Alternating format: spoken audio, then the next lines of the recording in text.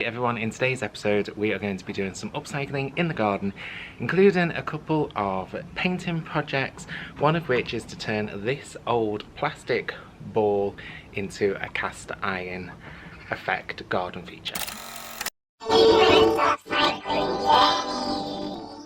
So I actually did this on these are super inexpensive plastic plant pots from Amazon. I got 4 for £20 and I wanted something that looked like cast iron to put these hostas in.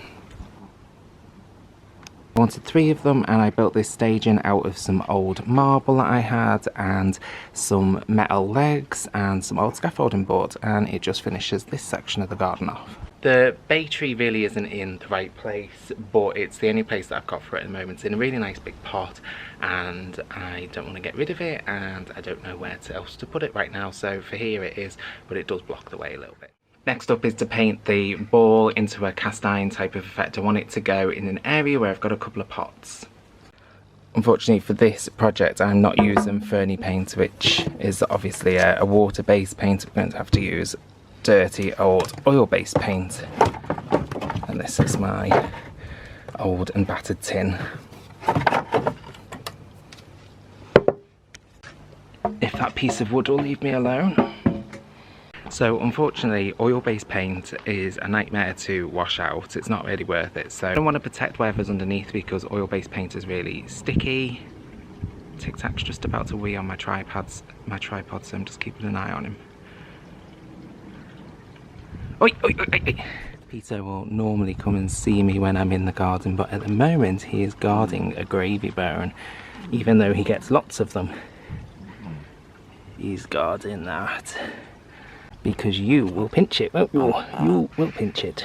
Yes, you will. Let's go.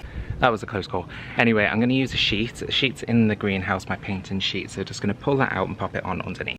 The only problem is we have a little mouse who's living in here somewhere. I hope he's not made a bed out of it.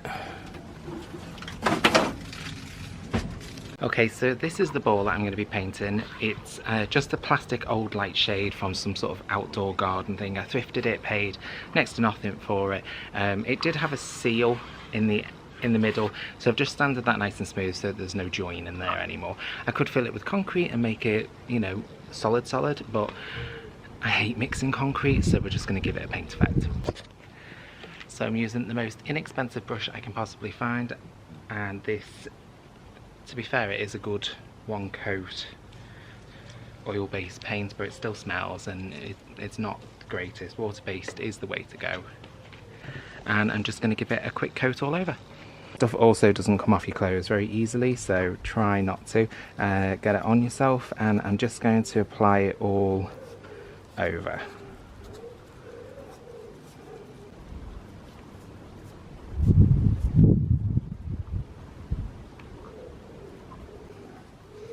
Doesn't have to be 100% coverage, just has to have a good base layer.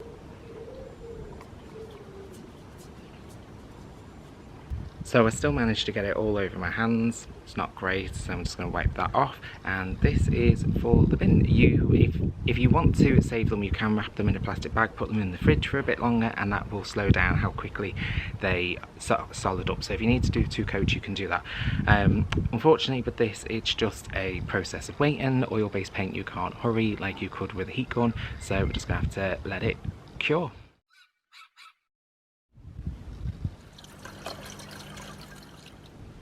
So while that's drying, I've got another little project that I want to go and do. These 3 plant pots, the 2 at the back were painted in Ferny paint back in the spring, and this one wasn't because it was in a different part of the garden hidden away. So I brought it out here to make a little trio, and I want to just give it a quick coat of Ferny paint.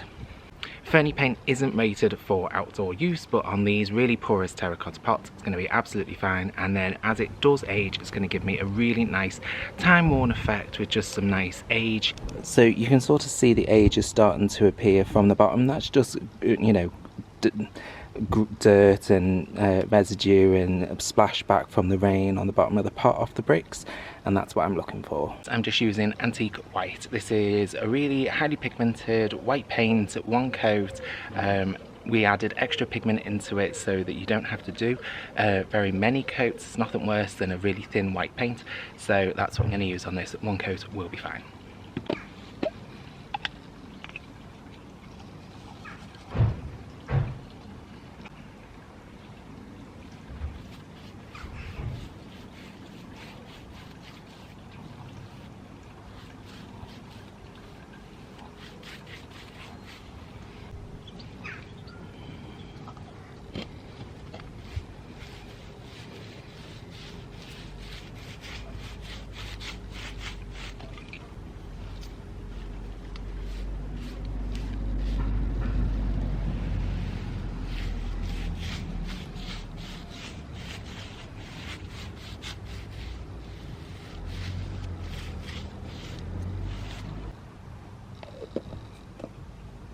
I told you it was super pigmented. It took just 4 dips of that brand new super dry brush to coat this whole pot. That's what I love about this paint, is that it's so quick. Literally, time is money, and so just being able to do this project super quick is ideal, and especially when it's on furniture or something like that, it just allows you to get through things super quickly.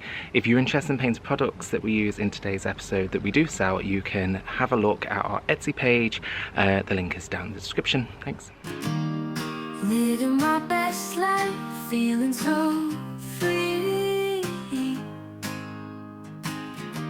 Creating art with every breath in me. Okay, let's see if we can finish it.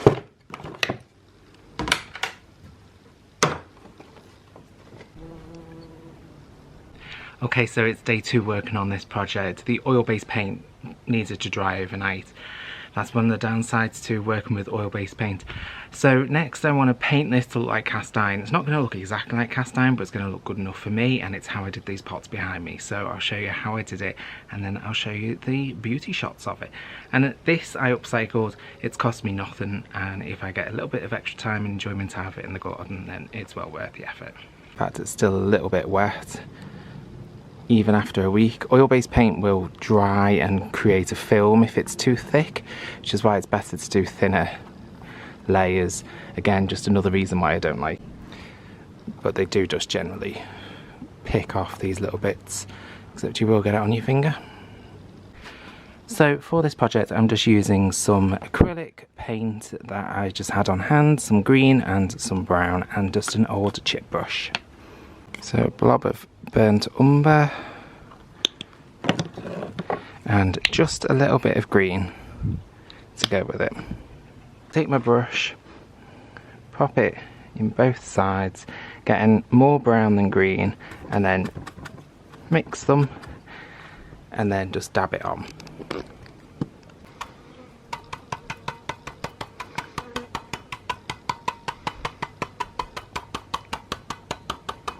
And a little bit just goes a really long way.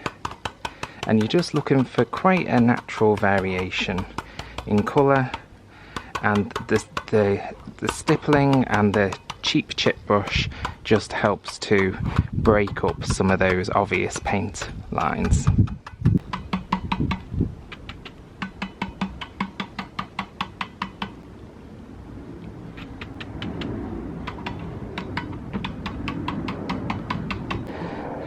There's no right or wrong way of doing this, just stipple it all on as the plane goes over.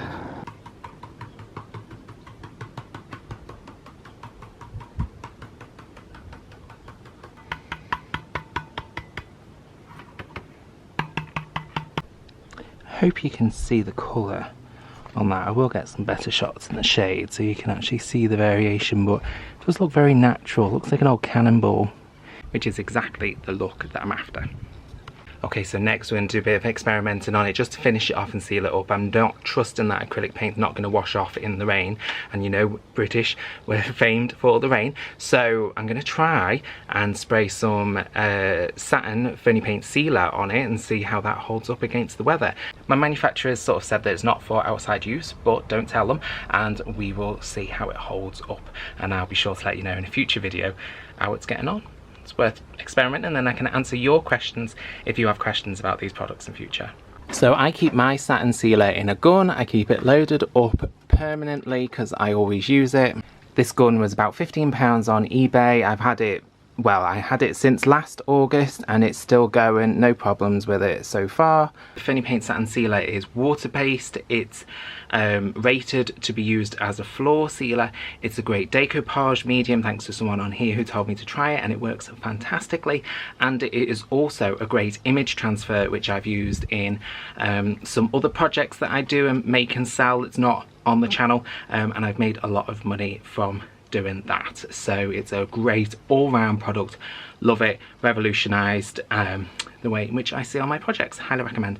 But now let's spray it on this board and see how it does against outdoor use.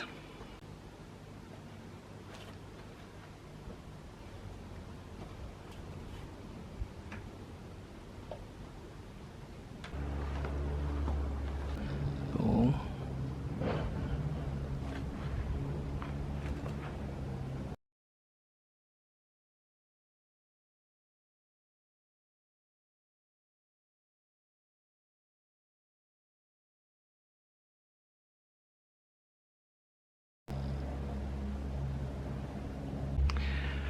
So I'm just going to give that 5 minutes in this heat. It will dry in no time, and then I can give it another quick go. For spraying satin Fenny Paint Sealer, you do need to water it down just a little bit, and sometimes the gun gets a little bit of a blockage just on the top. If you pick that off, then those guns are actually really good, so highly recommend. If you'd like to get hold of the paint and products that we've used in today's episode, be sure to head on to our Etsy shop. It's down in the description box. We are new to this, so we're just building up and starting small.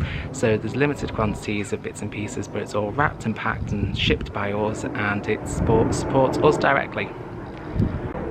It's just Ryanair going, coming home. Someone's come back from their holidays. Wish I was going on my holidays, but it's not too bad here today.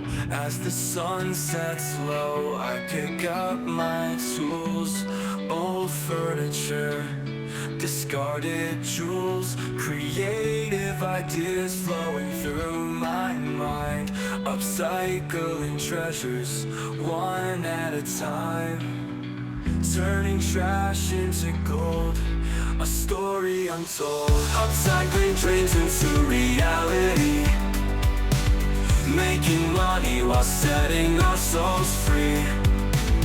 Handcrafted art with a purpose and style, creating beauty from what once was vile. That was nice and peachy.